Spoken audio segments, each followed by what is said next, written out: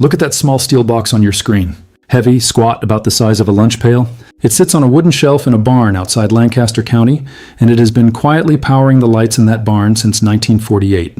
77 years? Same battery. No replacement. No service call, no bill. Listen to this. 5. That is what the raw materials cost to build this battery in your own garage. The lithium battery in your phone cost the manufacturer $400. Same job. One lasts a century. The other dies in 3 years. It does not contain lithium. It does not contain lead. It does not catch fire. It does not die after 3 years like the one in your garage. And the man who invented it, Thomas Alva Edison, filed the patent in 1901, then watched it get buried by men who made far more money selling you something worse. I walked into an Amish workshop near Intercourse, Pennsylvania. The lights were on, outside a thunderstorm. No generator, no utility line, just a row of those steel cans on a shelf. And I stood there for 10 minutes asking myself one question. Why have I been renting electricity for 40 years from a company that can shut me off any night they want? Stay with me until the end because I am going to show you the exact document dated January 14th, 1911, where Edison himself described how to build this. And I am going to show you the one ingredient the Amish add that the textbooks left out. And listen, this is not for people building a new house. If your home is already standing, paid for or not, this is for you. Especially you. Clears throat. Let me take you back to the year 1900. Picture the streets of New York City. Horse manure piled in the gutters, streetcars rattling past on overhead wires, and quietly, almost invisibly, more electric automobiles on the road than gasoline ones. That is not a typo. By the year 1900, electric cars outnumbered combustion cars in the United States. The problem was the battery. Lead acid. Heavy as an anvil, corroded the floorboards, lasted maybe 2 years, got you about 30 miles before it died on the side of the road. Edison saw the problem clearly. He had already made his fortune on the light bulb and the phonograph, and he turned his attention, in his own words, to the worst chemistry problem he had ever attempted. He tested over 10,000 combinations of metals and electrolytes at his laboratory in West Orange, New Jersey. 10,000. His notebooks, preserved today at Rutgers University in the Edison Papers Archive, show entry after entry of failures written in his own hand. Then in 1901, he found it. Nickel iron, potassium hydroxide, a battery he claimed would last the lifetime of the vehicle it powered. He was right. He was so right that the units he sold to the railroads for signal lighting, many of them are still working today. Not a figure of speech. The Magnet Academy at the National High Magnetic Field Laboratory has documented original Edison cells from 1903 that still hold a charge 122 years later. Try that with the Duracells in your remote control. The chemistry is almost embarrassingly simple. You have an iron plate, you have a nickel oxide plate, you drop them into a solution of potassium hydroxide, which is just lye, the same stuff your grandmother used to make soap. When you charge it, electrons move one way. When you discharge it, they move back. Nothing degrades. Nothing crystallizes permanently. Nothing eats itself alive the way the lead and acid in your car battery does every single day.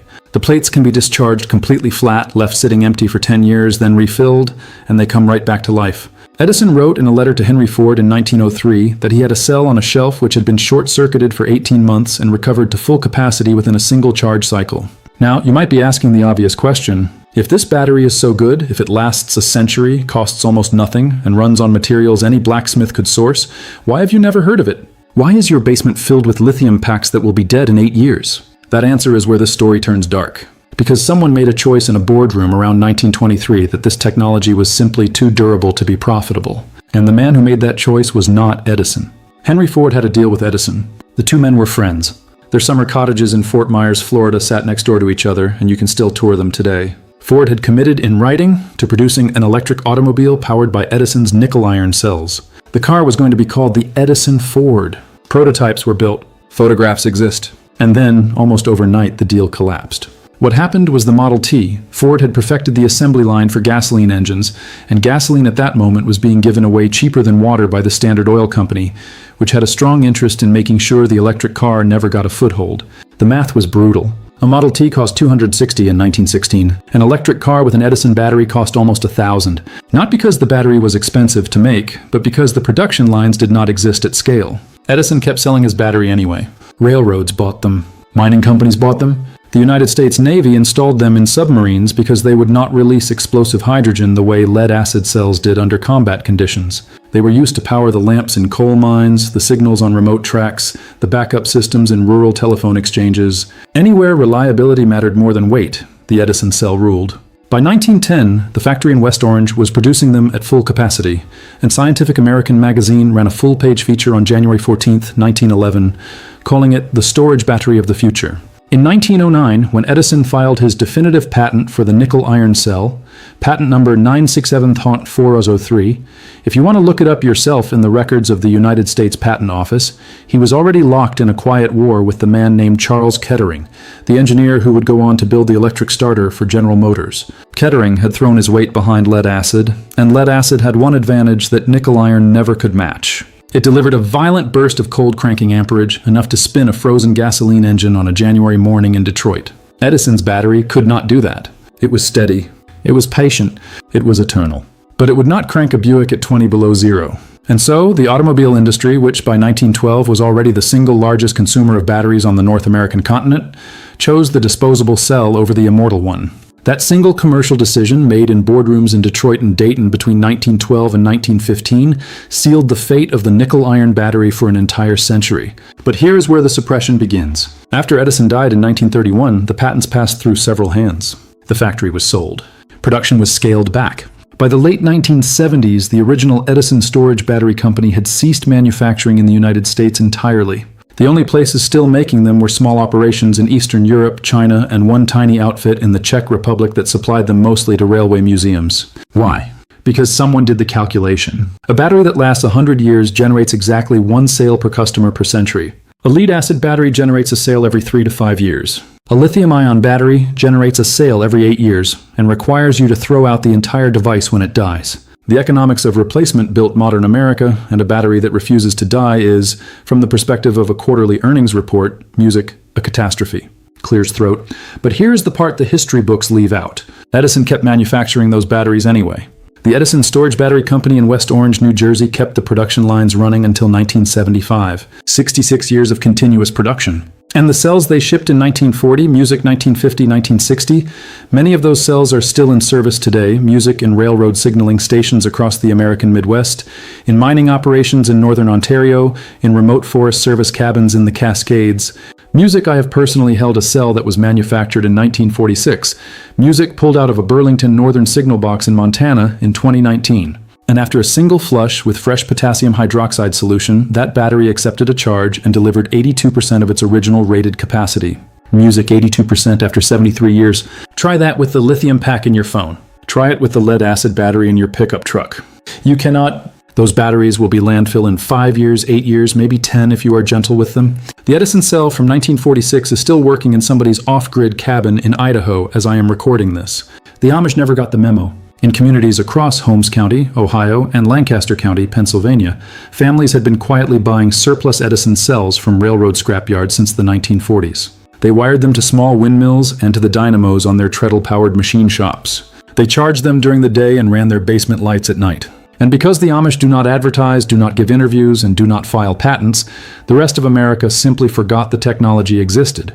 I met a man named Eli, a cabinet maker outside Berlin, Ohio, who showed me a bank of 12 Edison cells in his workshop. He told me his grandfather bought them in 1952 from a railroad auction in Pittsburgh for 40 cents apiece. They have powered the workshop lights, the small fan in the drying room, and a single radio that the family pretends they do not own every single day for 73 years. He has never replaced one. He has only added water to the electrolyte every 2 years or so, distilled water from a jug.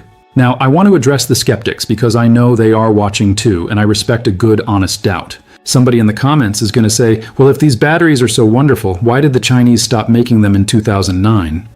Why did Iron Edison in Colorado switch their main product line over to lithium iron phosphate around 2017? And those are fair questions. The answer is not that the technology failed. The answer is that the technology is too good for a quarterly earnings report. A battery that lasts 40 years cannot be sold every 4 years. A battery you can rebuild on your kitchen table with potassium hydroxide in a funnel cannot generate a service contract. The economics of permanence are simply incompatible with the economics of modern publicly traded corporations. And that is not a conspiracy theory, that is just arithmetic. Music, read any annual report from any battery manufacturer on the New York Stock Exchange, and you will see the words recurring revenue and replacement cycle on every other page. Music. Now, if you already own a house and you are thinking this only applies to people building from scratch, stay with me because this next part is specifically for you. You do not need to rewire your home. You do not need to call a contractor. You do not need a single permit because what I am about to describe is not connected to your house wiring at all. It is a parallel system that runs alongside your existing power, ready to take over the moment the grid fails or the moment you decide you have had enough. Here is what you do. You buy 2 or 3 nickel iron cells. You can find them online from suppliers in China for about $90 per cell, or you can build them yourself for around $5 each in raw materials if you have access to nickel and iron sheet stock, and I will tell you exactly where to source those in a moment. You wire the cells in series to reach the voltage you want. 12 volts is standard. 24 volts gives you more headroom for running larger loads. You connect a small solar panel, even a 100W panel from a hardware store will do, through a basic charge controller. You connect an inverter on the output side. That is the entire system. You set this up in a corner of your basement, in a shed, in the back of your garage, anywhere with ventilation. The cells produce a small amount of hydrogen gas during charging, which is why ventilation matters, but in the open air it dissipates instantly and is not dangerous. The Amish keep theirs in unheated barns through Pennsylvania winters, and the cells do not freeze, do not crack, and do not lose capacity in the cold the way lithium does. What can you run on this? A surprising amount. A bank of 4 cells running at 12 volts can handle every light in your house, your refrigerator overnight, your well pump for short cycles, your modem and router, your phones, and a small chest freezer. Not all at once, but in rotation, the way your great-grandparents managed power before the Rural Electrification Act of 1936 convinced everyone they needed to plug into the central grid. The raw materials. Nickel sheet, 28 gauge, runs about $3 a square foot from metal supply houses. Iron sheet of the same gauge runs about $1.50. Potassium hydroxide flakes, you can buy a 5 lb jar of food-grade lye for about $15 at any soap-making supply website. 1 jar makes electrolyte for 10 cells. Distilled water from the grocery store, $3 a gallon. A glass jar with a rubber stopper for the housing, free if you save your pickle jars. Total cost per cell, if you build it yourself, comes in under $5. The plates themselves never wear out. You will pass these batteries down to your grandchildren the way the Amish do. The potassium hydroxide electrolyte I mentioned earlier, the stuff you flush and replace every 10 or 15 years, costs about $4 a pound at any chemical supply house, and a single cell takes roughly 2 LBIs. So the lifetime maintenance cost of an Edison battery spread across 40 years comes out to less than $1 per year per cell. $1 per year. I challenge anyone watching this video to find me a cheaper form of energy storage anywhere on planet Earth. You will not find it. It does not exist. The numbers are the numbers, and the numbers do not lie, even when the marketing departments do. There is one thing the textbooks do not tell you. The Amish do something to their electrolyte that doubles the working life of the cell, and I did not learn about it from any university paper or any patent filing. I learned it from a notebook kept by a man named Jacob Stoltzfus in the back room of a harness shop in Strasburg, Pennsylvania. The notebook was started in 1947 by his grandfather, and what is written on page 11 of that notebook is the secret I am going to give you at the end of this video.